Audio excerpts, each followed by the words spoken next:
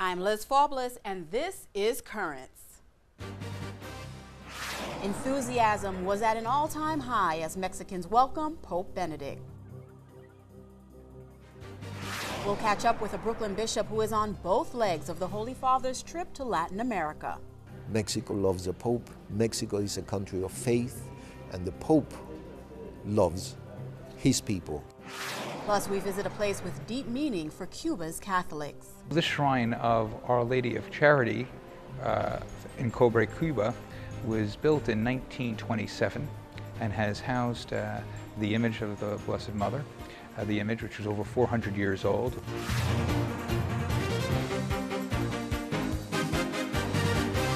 Good evening, and thank you for joining us. Pope Benedict in the middle of a historic trip to Latin America. He's now in Cuba after spending a little more than 2 days in Mexico. It is Pope Benedict's first visit to both countries. Now, his predecessor, John Paul, visited Mexico 5 times, but never to the city of León, which is the country's geographical center. So when it was announced that Benedict would go there, the mayor of León said that it, quote, almost knocked my socks out.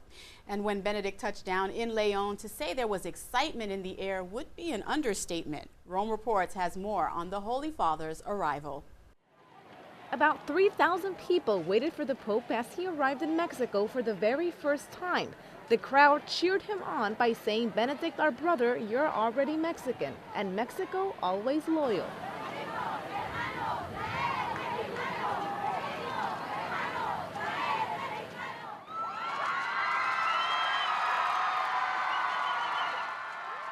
Once the Pope walked off the plane, he was greeted by Mexico's President Felipe Calderón and his wife Margarita Zavala. The Archbishop of León, José Guadalupe Marín, was also there. Then a group of children wearing traditional Mexican clothes gave the Pope a gift. The people, including the President, were visibly excited to welcome the Pope in his first apostolic visit. In his first speech, the Pope addressed the economic crisis and the country's rise in violence. Señor Presidente, amigos todos, en estos días pediré encarecidamente al Señor y a la Virgen de Guadalupe por este pueblo, para que haga honor a la fe recibida, a sus mejores tradiciones. Y rezaré especialmente por quienes más lo precisan, particularmente por los que sufren a causa de antiguas y nuevas rivalidades, resentimientos y formas de violencia.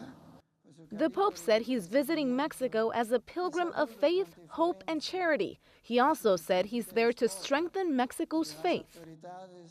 Este país, este continente, está llamado a vivir la esperanza en Dios como una convicción profunda, convirtiéndola en una actitud de corazón, en un compromiso concreto de caminar juntos hacia el mundo mejor. The Pope also addressed the millions of Mexicans who live abroad but are still Mexican at heart. Ya sé que estoy en un país orgulloso de su hospitalidad y deseoso que nadie se sienta extraño en su tierra.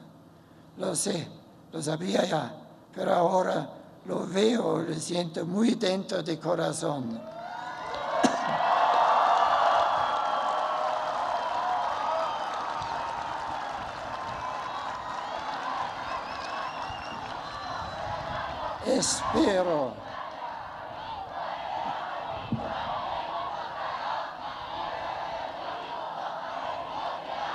Espero con toda mi alma que lo sientan también tantos mexicanos que viven fuera de su patria natal, pero que nunca la olvidan y desean verla crecer en la concordia y en un auténtico desarrollo integral.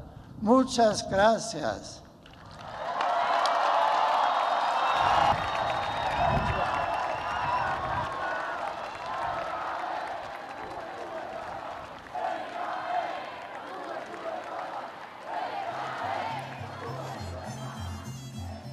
And to add some color to his welcoming ceremony, traditional dancers from the University of Guanajuato performed for the Pope.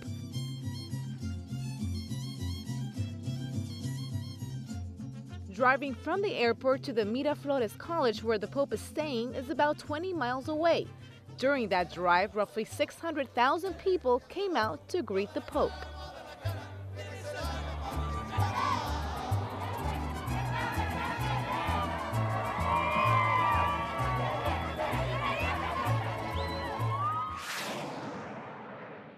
And stay tuned, there's more currents ahead. We'll get sights and sounds from Pope Benedict's Mass in Leon's Bicentennial Park. We'll also talk with people who came from across Mexico to see and hear the Holy Father. That's next.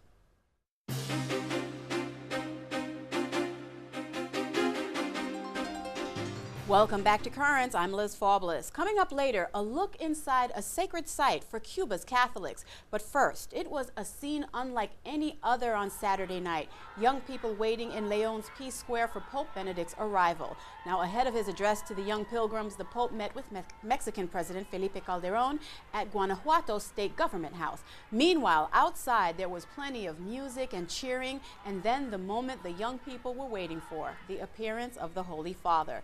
He told them that each of them was, quote, a gift of God to Mexico and to the world. He told them that they are not alone and can count on the help of Christ and the Church so that they can lead a Christian life. The following day, arguably the biggest moment from the Mexican leg of Pope Benedict's trip, the Mass in Leon's Bicentennial Park. Rome Reports has more on that. The Pope celebrated his first Mass in Mexico at Guanajuato's Bicentennial Park. Along with Mexican bishops, thousands of people gathered there to take part in the historic Mass. During his homily, Benedict XVI called on people to pray and ask God for a pure heart. Esta exclamación muestra la profundidad con la que hemos de prepararnos para celebrar la próxima semana el gran misterio de la pasión, muerte y resurrección del Señor. Nos ayuda asimismo a mirar muy dentro del corazón humano, especialmente en los momentos de dolor y de esperanza a la vez, como los que atraviesa en la actualidad el pueblo mexicano y también otros de Latinoamérica. The Pope then talked about the country's rise in violence by referencing the Christ the King monument, which stands just a short distance from where Mass was celebrated. Su reinado no consiste en el poder de sus ejércitos para someter a los demás por la fuerza o la violencia.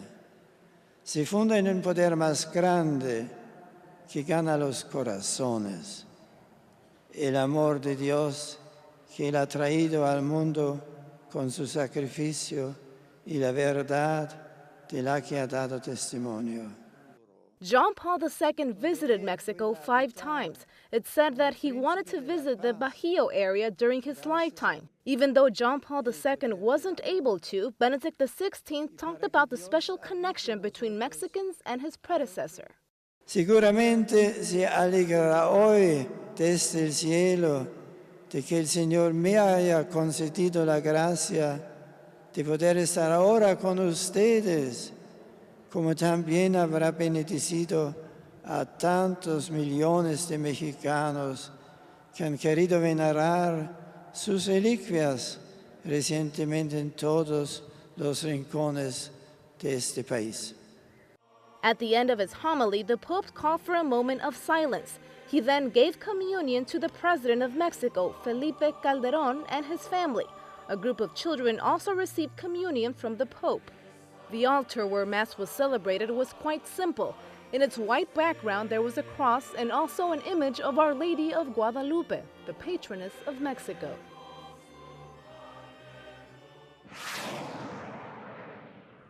Now, Bicentennial Park, the place where that Mass took place, is special for a couple of reasons. It commemorates Mexico's independence from Spain in 1810, as well as the Mexican Revolution of 1910.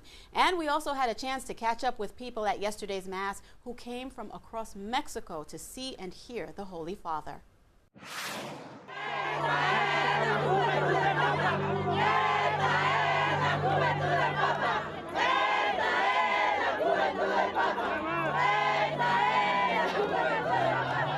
It was great.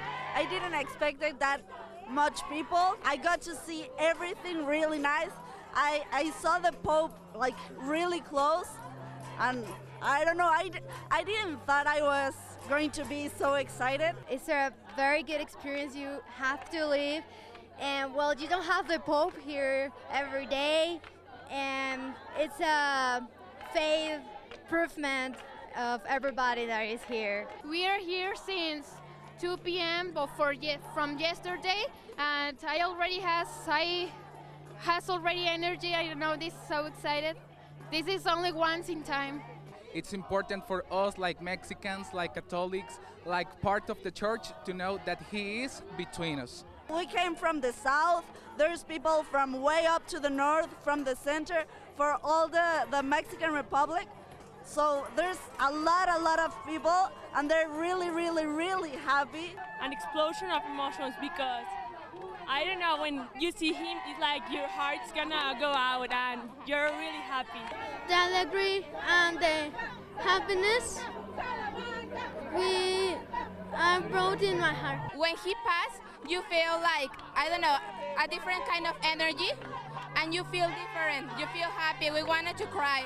Really amazing to see that people is coming to see one person that is so important, and that they do whatever they can to have just 1 second and see him. And I'm very happy. I will come many times, as many as possible, to see the Pope. My personal experience was amazing. Well, I saw it and I feel like my heart was beating very fast, and I don't know, I feel like very warm. It was very amazing. Now I'm really close to God, because after I don't really close to God, and I feel really nice. He doesn't think he's on top of us, so that's a really good thing, and thank you for being like one of us. Stay tuned, there's more currents ahead. Coming up, a Cuban-American bishop shares his thoughts on Pope Benedict visiting his homeland. Now is a time for faith to be renewed in Cuba. And it has been. It has been with the Blessed Mother.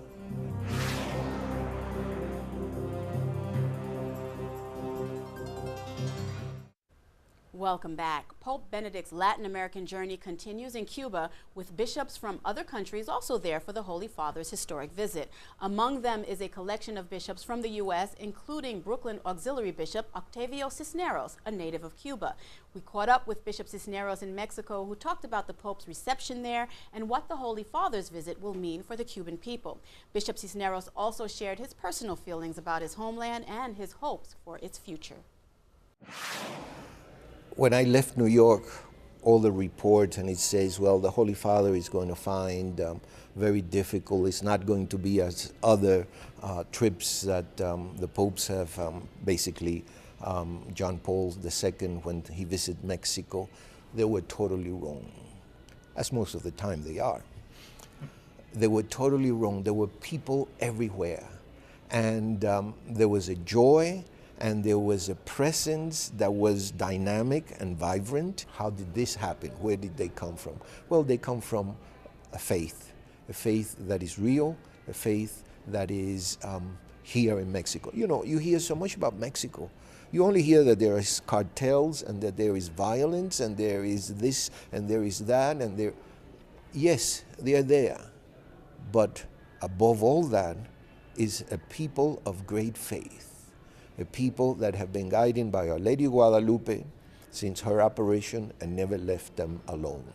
And that we cannot forget. So all the pundits and all the surveys and all the opinions and we can hear everywhere, they collapse when the reality is seen. And the reality is Mexico loves the Pope. Mexico is a country of faith, and the Pope loves his people. I see Mexico in the future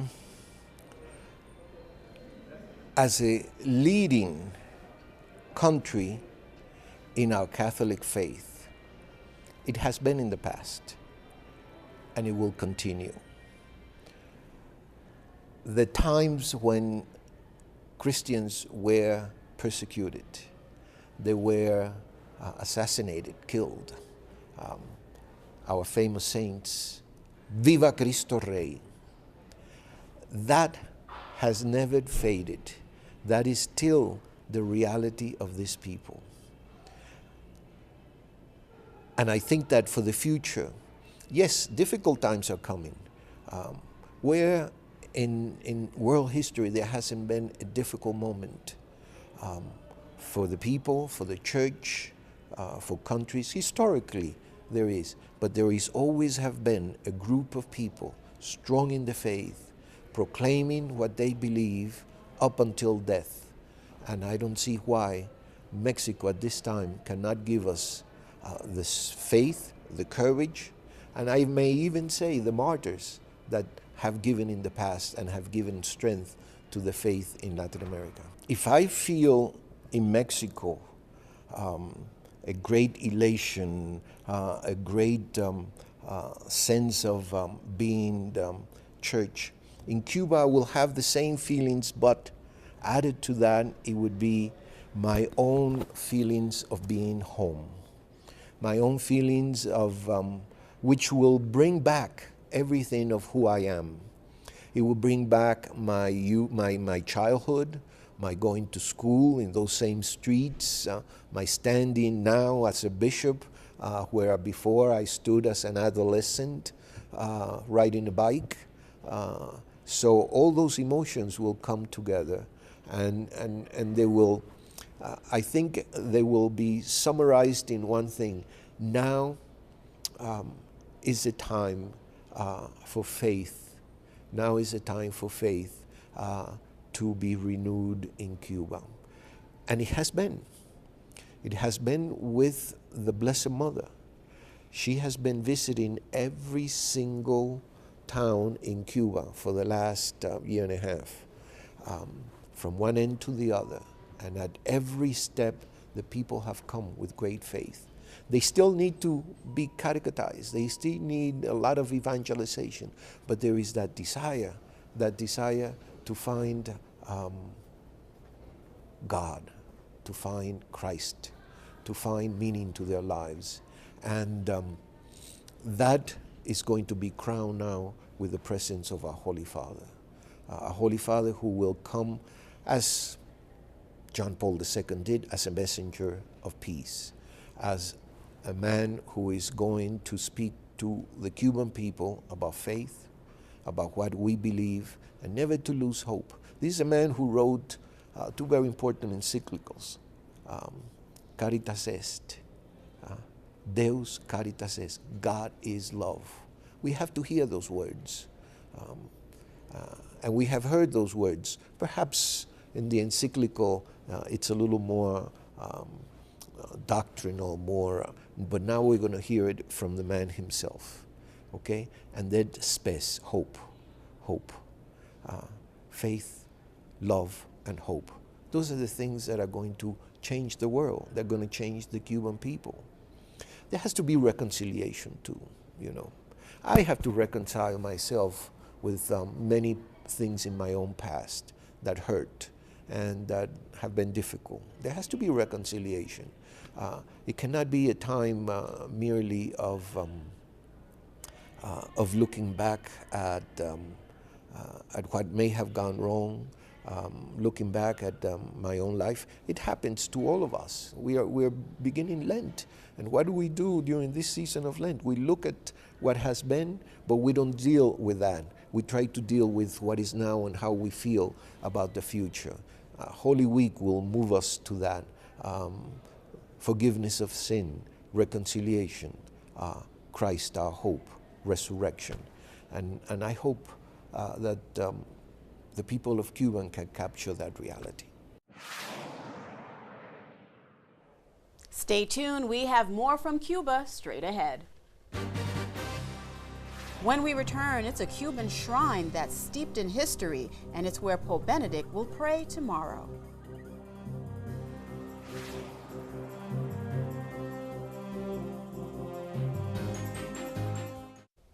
Earlier tonight, Pope Benedict celebrated a Mass for the 400th anniversary of the Virgin of Charity of El Cobre in Santiago. Now, tomorrow, the Holy Father will pray at the shrine of Our Lady of Charity. Currents is on the ground in Cuba, and we had a chance to visit the shrine ahead of the Pope's visit. I am Antonina Jelinska, and I'm standing in front of the shrine where Pope Benedict XVI will join the Cuban nation in praying before the statue of Our Lady of Caridad to gain strength to stay fervent in his faith. The people of Cuba, I think, was born very, very close to the burning of the Virgin of Charity and the holding of the devotion. So this shrine of Our Lady of Charity in Cobre, Cuba, was built in 1927 and has housed the image of the Blessed Mother. The image, which was over 400 years old, which we found over 400 years ago. I think it's so appropriate that when we think about this image of Our Lady under the title of charity, that really it's charity which covers all things and is at the heart of our Christian faith. Part of that charity for the Cuban people is visiting the shrine often and leaving offerings of thanks. La Virgen de la Caridad siempre ha sido un punto, una estrella, te diría, que el cubano, que ha iluminado mucho, a través de la cual Dios ha iluminado mucho al pueblo cubano. The devotion to the patroness of Cuba does not end when her children leave the island. In my experience of this is people very hungry to know the faith, and I think that each of them have a great openness to learning about who Jesus Christ is and how Jesus Christ can transform their lives. Aquí nunca la gente ha tenido miedo llegar a este santuario. Cubanos, donde quiera que vamos, llevamos la devoción a la Virgen de la Caridad. But the image of the Virgin is the center of our soul, our Cuban soul. And that is all for this edition of Currents. Be sure to join us again tomorrow for much more on Pope Benedict in Cuba. And stay with NET for extensive live coverage of the Holy Father's trip. Tuesday's coverage begins at 10:30 in the morning when Pope Benedict will visit the shrine of Our Lady of Charity. Until then, you can visit us online at currentsny.net. You can also connect with us on Facebook and follow us on Twitter. For all of us here at Currents, I'm Liz Faublas. Thank you for watching and have a good night.